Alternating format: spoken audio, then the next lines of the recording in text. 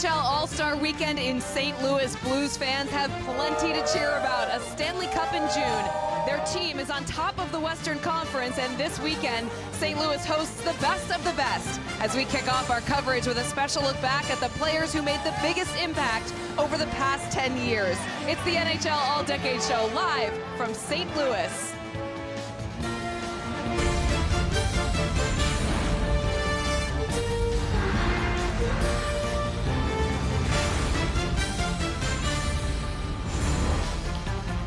Fans are making their way to Enterprise Center. All the stars will be on the ice tonight in the skills event. So much to look forward to as we kick off our weekend here in St. Louis. And we welcome you into the NHL All-Decade Show with Patrick Sharp and Keith Jones. I'm Catherine Tappan. Well, this last decade, it all started with Sidney Crosby's golden goal at the 2010 Winter Olympics. From there, 4 teams dominated the landscape in the NHL as the Chicago Blackhawks, Los Angeles Kings, and Pittsburgh Penguins each won multiple Stanley Cup titles. The Boston Bruins made 3 finals. They ultimately won in 2011. Sharpie, you were part of the 3 Stanley Cups for the Chicago Blackhawks. Now that you've had time removed from the game, how has your perspective changed on what you guys were able to accomplish in that decade? It's changed a little bit. Now I've had some time to kind of sit away from the game, watch it from the broadcast booth. It gives me a new perspective. Feel very fortunate, very lucky that I got put in that situation, being traded to the Chicago Blackhawks. Everything kind of seemed to come together at the right time for us on and off the ice. 3 championships in 6 years. Lots of fun. I don't think Patrick Kane right now is thinking about those great memories. He's still focused on making more, but at least I can look back and reflect. Jonesy, when you think back to the last decade and all the teams that dominated, including the Chicago Blackhawks, what stands out most to you? Well, the Hawks #1 in my eyes, just because of what they were able to accomplish, the 3 Stanley Cups and putting Chicago hockey back on the scene. There's no question that the Blackhawks dominated the decade, but you look back at the Pittsburgh Penguins and the way that they performed and a couple of Stanley Cup championships along the way, and the LA Kings. It was awesome to see what LA was able to accomplish as well. All right, well, tonight we recognize the best players of the 2010s. The first and second all-decade teams were selected by a panel of NHL general managers, hockey operations staff, NHL.com writers, and on-air talent from NBC, Sportsnet, and TVA. Each team will have 3 forwards, 2 defensemen, and 1 goalie. So, of course, we kick things off with the first team, and there is no surprise who the first 2 forwards of the first team are. And as we reveal these to you, it's none other than Sidney Crosby, the captain of the Pittsburgh Penguins, and Alex Ovechkin, the captain and a Stanley Cup champion as well of the Washington Capitals. Jonesy, when you look at Sidney Crosby, he defines the last decade. He does, and he was absolutely dominant throughout the entire 10-year period. He missed a little bit of time due to injury, but when healthy, he put on an absolute clinic on how to play the game, whether he was leading by example with his skillful prowess through the offensive end of the ice, or darting through 4 guys and scoring with 1 hand on the stick like he did there. He continued to be, in my eyes, the most dominating player in the last decade. And he still is today. You throw a puck behind the net, throw it in the corner in a one-on-one battle, there's a good chance 87 is going to come out with it. Poor Ryan Strome on this one. We keep showing the highlight time and time again. That was overtime. But to go back-to-back in today's day and age with the Pittsburgh Penguins, Sidney Crosby had a huge part of that. 2 Conn Smites in a row. That's not easy to do. No question he deserves on that team. Well, the man that was next to him on that list so far that we revealed is Alex Ovechkin, and he is showing no signs of slowing down. He actually has been getting better and better as the seasons have gone on. He is 8 goals away from reaching 700 NHL goals. No question that he's going to do that before the end of the season, probably next month sometime, Sharpie. But when you look at Alex Ovechkin and what he's able to accomplish, what stands out to you most? Just how he scores goals all different types of ways. This is what we saw early on in his career. A little more speed through the neutral zone, taking defensemen on one-on-one. Man, he scored against Henrik Lundqvist and the Rangers a bunch that past decade.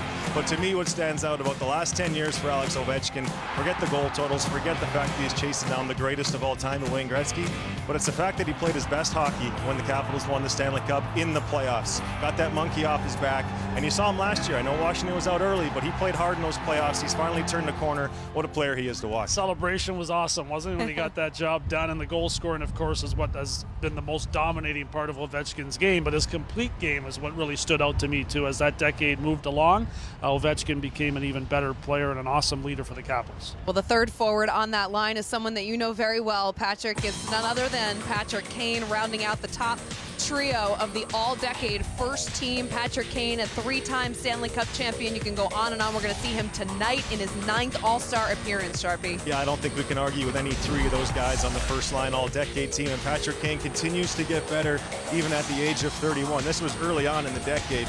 Looks like slow motion compared to how fast he plays now. He's really improved his speed. Look at number 10 picking up a cheap assist. That's what Kane can do for you. He makes bad passers get assists like he did in his hometown of Buffalo. Every time there's a big stage, hometown of Buffalo, Stanley Cup final, Patrick Kane's the guy for the Blackhawks that steps up and makes it happen.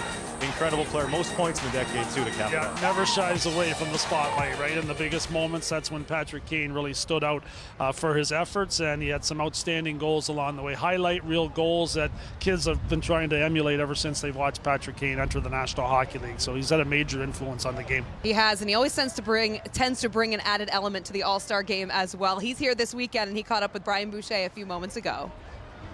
Patrick, your 9th All-Star appearance, 6th consecutive All-Star appearance.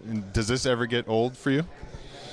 No, I don't think so. I think it's a fun weekend. You know, you can create some memories from this weekend. I think all 8 before this have been pretty special. I can look back on a lot of them and think of some great memories. So looking forward to doing the same this weekend. You, along with Sidney Crosby and Alex Ovechkin, were named as the forwards for the first team all-decade team in the National Hockey League. What does an honor like that mean for you, considering all of the accolades that you've had throughout your career? Well, I mean, it's special. I think you look at those 2 guys, they had unbelievable decades, unbelievable careers up to this date, and I think it'd be a pretty fun line to play on. But no, it's a great honor. I think it speaks volumes of what we accomplished in Chicago, and 5 conference finals and 3 Stanley Cups. So it's been an amazing run, amazing decade, and great honor. You're 31 years old right now. You got 1,001 points. You're the youngest American to 1,000 points. So what does Patrick Kane have in store here for the next decade for his fans? Well, hopefully he can play the full decade. That would be first and foremost. You know, I'm still having a lot of fun playing hockey. I still enjoy it more than ever. So try to play as long as I can. Try to play well too. I think the biggest thing right now is we got 31 games left in the season. We're 3 points out of a playoff spot. So it'd be nice to have a big push and trying to get ourselves in and see what happens. Well, appreciate you taking the time to spend with us, and enjoy the weekend. Okay, thanks, Bush. Up next, our reveal of the best blue line and the #1 goalie of the past decade, plus a conversation with Sidney Crosby on his incredible 10-year run. You know, you see guys coming in and, you know, the age of your team kind of changes, and there she is, baby! You're no longer, you know, the younger guy or in the middle. You're one of the older guys. The Pittsburgh Penguins again! Doesn't necessarily mean you're old, but I think you've got some experience, and I think towards the later part of the decade, that's when I realized that.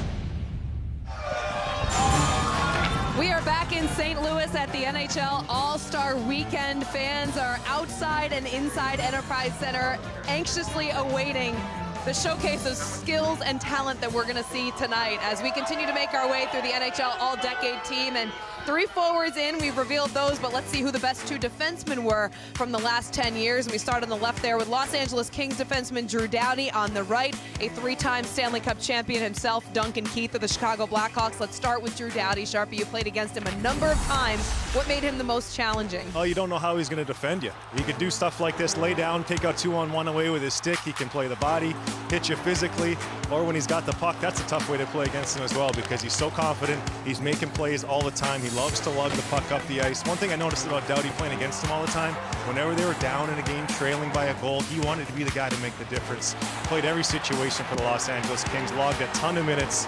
What a player he was, what a decade. And had fun doing it, right? It's such a great attitude of a guy that loves to have a lot of conversations with the opposition and loves to lift the Stanley Cup up, which he did twice. The LA Kings aren't winning those Stanley Cup championships without Drew Doughty doing what he did. And on his other side there, Duncan Keith, the Chicago Blackhawks aren't winning the Cups either if he doesn't occupy the time on ice that he did during those playoff runs. Jonesy, I mean, a tremendous strength that he showed defending the blue line and also putting up a number of time on ice. There's no doubt, and it was at a time when the game was changing. It was becoming faster, and Duncan Keith just flew past everybody. outstanding skater. Did a really good job in defending at a real quick stick, which I know Joel Quenneville would absolutely love because that's all he ever preached. And Duncan was out there and really embodied exactly what the Blackhawks were. A tough, hard-nosed team to play against and a guy that had all kinds of skill. Yeah, to me, what stands out most about Duncan's decade was that goal right there, the 2015 playoff run. Joel basically played 4 defensemen. He played so much minutes during that playoff run. And how fitting is it that Jonathan Toews wins the first Conn Smythe in 2010, Patrick Kane in 13, and then Duncan Keith in 2015. 3 guys that Hawks have no chance without those 3. All right, so 3 forwards down, 2 defensemen down. That leaves us with the goaltender. The best goaltender of the last decade. The first team belongs to Marc-Andre Fleury. Sharpie, what exactly made this decision the right choice for the first team for Marc-Andre Fleury? Oh, this is a tough one at the goaltender position. There's lots of guys you can put on there, but what stands out to me when I think of Marc-Andre Fleury are the athletic saves like we just saw right there.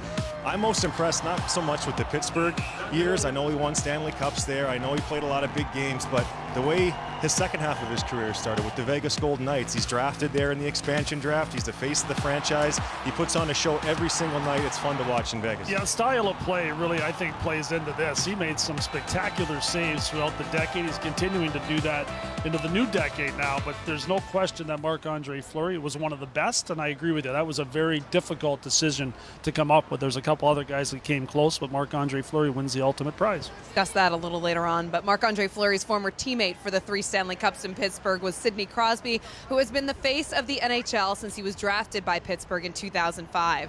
We recently sat down with the Penguins captain for his perspective on the past 10 years. It's over! It's an amazing experience. He gets blindsided. Is this something that's going to be like this for a while? They sweep the Pittsburgh Penguins! Just seemed to snowball a little bit. The Pittsburgh Penguins again are the Stanley Cup champions. We were told the odds weren't on our side. Looking back now, I probably appreciate it, more than ever. As you get older and you play, you learn just the little details and how important they are. And you know your strengths, you know your weaknesses. You understand things that come up a little bit more and what you need to improve on and what's important. Crosby up with it there. As a kid growing up, you dream of playing for Team Canada. You don't know that situation is going to be in your home country. Punched along to Jerome again. Crosby scores! It's over! The gold medal to Canada! The fact that, I was able to be part of that as a hockey player in a country with passionate fans as we are, I think it's an amazing experience and an amazing memory that I have. Watch Crosby there. He gets blindsided. David Steckel. Just something I didn't know a lot about. Just the unknown. It's not a 4 to 6 week thing. It's just something that I think from a rehab standpoint was difficult not knowing, and that was tough to deal with. But I learned a lot through that. I started to learn to have a little bit more fun. I think that I've always been pretty focused, but I think going through that, I think I realized that how much I love the game and how quickly things can change. And the Bruins win! They sweep the Pittsburgh Penguins! This game is over! The New York Rangers have pulled the upset and have defeated the Pittsburgh Penguins. Maybe I put more pressure on myself at that point, but that's the game. You feel like you're doing certain things or it's not going in for you, and it can be an uphill battle sometimes, but those are challenges that you need to go through, and they're not always fun, and I think it's important to learn from those. The Pittsburgh Penguins have won the Stanley Cup. Over. The Pittsburgh Penguins have won the Stanley Cup. I look at the back-to-back, and I think of all the things that went into that and how much we talked about it and how many times we had to answer, can we do it? Having gone through that, it was an amazing experience, and as an athlete, it's hard to really describe it, but that's why you play, is to be in situations like that, to be challenged like that. So the fact that we're able to do that, that's something definitely that I'm certainly proud of.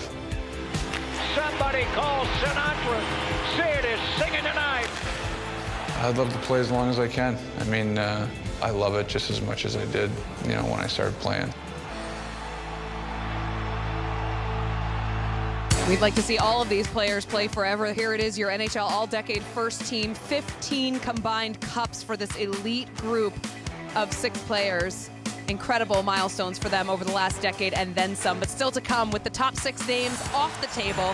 Who rounds out the All-Decade second team? We'll reveal those players as we continue with the NHL All-Decade Show live in St. Louis right after the break.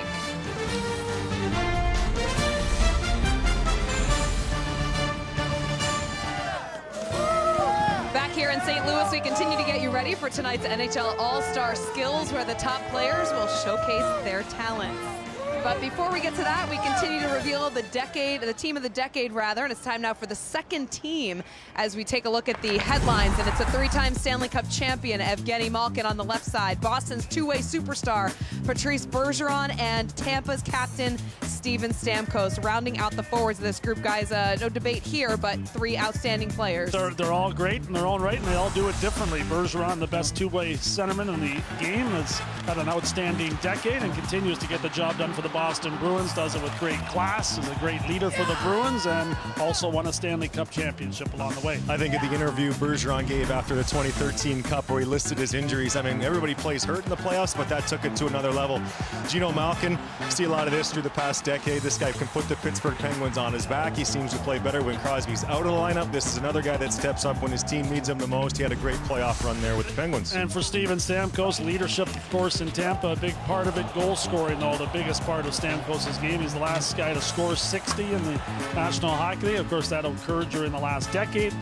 He's had an outstanding 10-year part as well, which he had a Stanley Cup along the way also. Yeah, it's a good highlight there. Marty St. Louis making the pass. I think of that combination was so dangerous early in the decade. Now Kucherov's feeding Stamkos. Great goal scorer, can really finish from anywhere. All right, so those are the 3 forwards. The 2 players defending the blue line on the second team are Erik Karlsson of the San Jose Sharks and a man who shows no age at the age of 42. It's Zdeno Chara, a Stanley Cup champion as well for the Boston Bruins. Yeah, it's 2 polar opposites, right? For Karlsson, it was all about changing the game from an offensive perspective. From Chara, it was about how he defended, how he threw his body around, how hard he shot the puck. An outstanding 10 years and a big part of why the Bruins picked up that Stanley Cup and had a couple of runs to the final as well. And we don't really see it here on the highlights, but Zdeno Chara means so much to that Boston Bruins locker room, his leadership. You walk into that dressing room, all of a sudden you feel what it's like to be a Boston Bruin. Erik Karlsson, Jonesy touched on it, kind of changed the game a little bit, didn't he? From the back end, offense, that fourth wave, plays like that as a defenseman. Nowadays, every team's got a guy in the Karlsson mold, but before there was Erik Karlsson, there was no player like this, so he's got to be on that all-decade team for making some great plays. Or his trophies along the way and the point production, and I think he absolutely revolutionized the position. Yeah, kind of interesting. Those 2 defensemen sort of defined the last decade. You had the old school in Zdeno Chara and the new school with Erik Karlsson, the way the game has changed, as you guys were just talking about. Well, the goaltender of the second team of the last decade belongs to New York Rangers goalie Henrik Lundqvist. Yeah, the King has had a heck of a 10-year period as well. He did help the Rangers get to the Stanley Cup final before they lost to the LA Kings. He was a big part of that. He's been the face of the New York Rangers franchise, and Ranger fans are very pleased with the 10-year period that Henrik Lundqvist performed in goal for them. He was the #1 forever, and new decade started. He's got a little competition now. And let's not forget the Rangers had a great decade. I know they didn't get over the hump and win that Stanley Cup, but man, they were in a lot of big playoff games year after year, had an incredible run. They're going to be back soon.